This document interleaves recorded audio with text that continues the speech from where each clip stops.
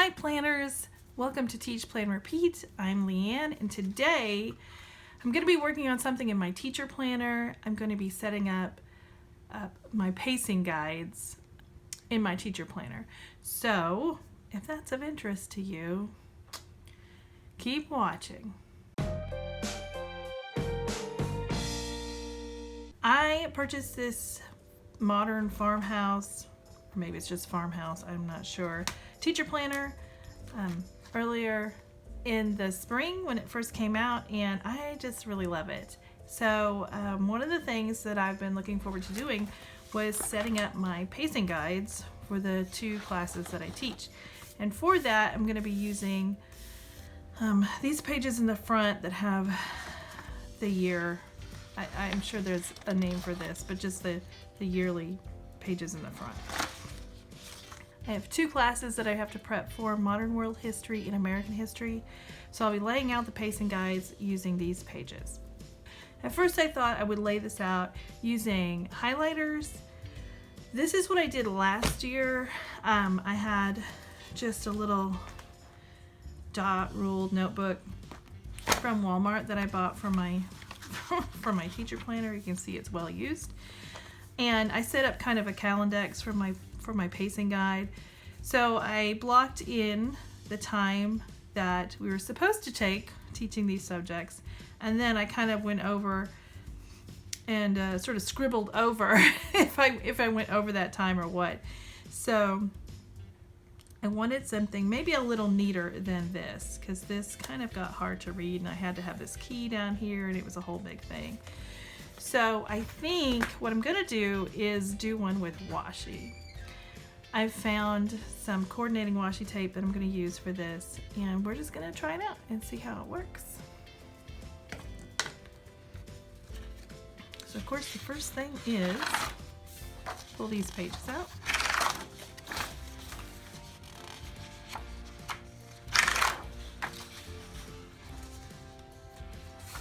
Also, if you haven't seen my my DIY tutorial for how to make a folder for your big planner that will actually hold 8.5 by 11 paper, you might check that out. I kind of fumbled my way through it, but it worked. I got it done. This is a little 88-cent planner from Walmart that I did that with. And it's gonna hold a bunch of paper. Oop. Okay. So let's see. Let me get this started. So like I said, I have two preps. So my idea was to use these washi. So 2 for Modern World and 2 for American History. And I'm going to be laying out, this is going to be actually sort of sectioned off into 4s. So I'm going to be laying out what the pacing guide says first. So the first column is going to be the Modern World History pacing guide. Then I'm going to leave some blank space to fill in the days I actually used in teaching it, to see at the end of the year maybe what needs to be adjusted. And then the third column will be more washi for my American History course. And then the last column will be blank again for me to fill in as I'm going through the year to see if we need to adjust our pacing guide. So, without any further ado, I guess I have my Modern World History pacing guide right here. Our classes actually start on the 24th, and if you're wondering, yes, we're going back in person. The students have a choice whether they want to go back in person or virtual. Honestly, I imagine most people in our community want to send their kids back in person, and if you're wondering if I'm nervous about that, yes, I am. All right. So again, I found this washi that kind of coordinates. Both have polka dots on it. And so I'm just going to lay this out. So the first 4 weeks, August into September, Renaissance and Reformation. Okay. And of course, the first few days, as any teacher knows, you're not really teaching. You're teaching procedures and you're getting to know each other. So I'm actually going to block that off a little bit different. So the first week, we'll say, I don't know.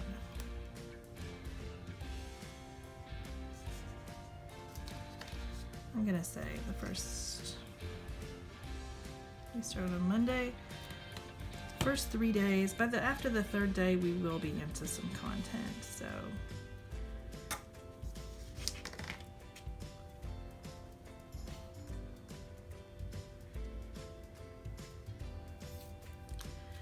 I'm going to say content by the 27th.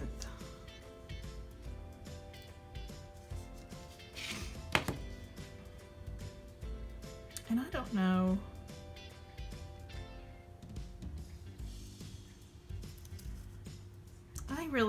I don't want to break it enough. I'm not going to break over the weekend. I'm just going to block it off like this. It'll be fine. Okay. So then that takes us into September. All right, so we need about 2 weeks for the Renaissance and 2 for the Reformation. That's a lot of material to cover in 2 weeks. But I guess we're gonna do it. Okay. So it's the goal anyway, right?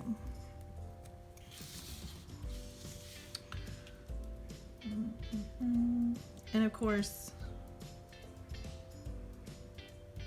we've got, I'm gonna move that over just a little bit.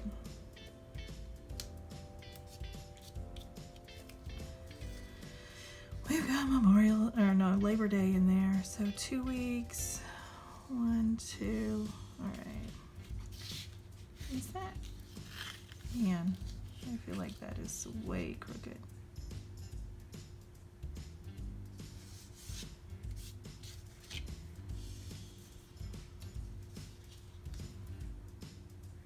I'll go into half of this week.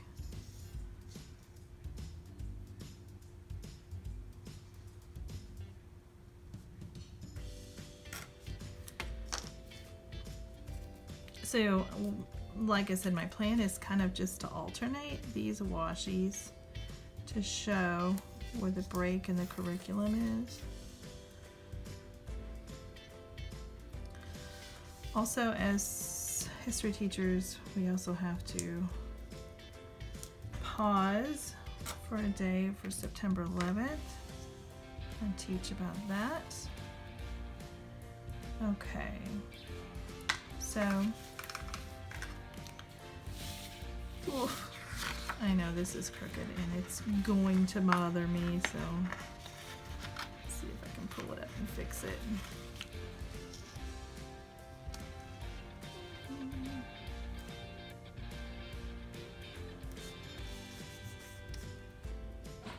Okay, good enough. Okay, so this is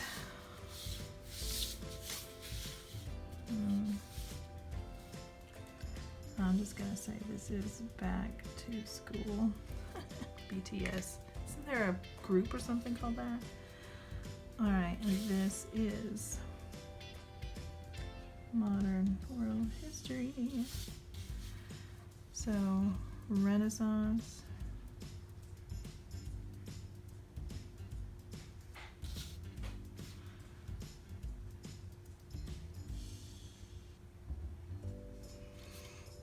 Reformation.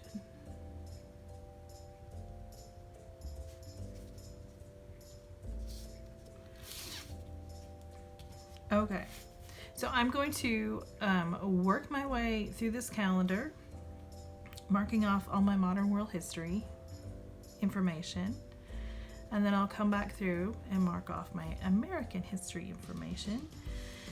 And I'm not going to bore you with all that, so we will check in again in just a few minutes. Okay, so you can kind of see how this looks with my modern world history information in there. I alternated the washi, as I said, for the different units. I've labeled them, and then I'm going to leave a space for me to notate how long this actually takes me in my classroom. So now I'm going to use these other two washi tapes for my American history units. Okay, so now you can kind of see what this looks like. So, I didn't label this. American history.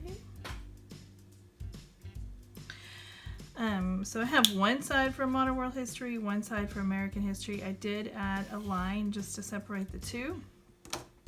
And then as I go through the year, in this empty space, I will either highlight or, I don't know, maybe use some more washi, or maybe just draw a line to notate like how long it actually took me to teach those units. And what I want to do now is go through and mark in the random days here and there that we don't have school, so I'm not thinking I have those days to teach. And I'm going to probably use some of these coordinating icons just to mark it out. So I'll show you what that looks like in a few. Okay, I've popped it back in my planner so you can see how this all comes together. I've notated with these little asterisks the days that we have off, and I just kind of coded them like Labor Day, fall break, Thanksgiving, Christmas break, of course, and Martin Luther King Jr. Day, which is usually an in-service day for us, spring break, Easter. And then I have a little exclamation point for what is currently the student's last day of school. That usually changes, so I'm not going to write that in, because we usually always have some kind of snow day or flood day or something. So there it is. We'll see how this works for me this year. I think it's going to be better than what I had last year. I know this kind of looks busy, but it's a lot less busy than this.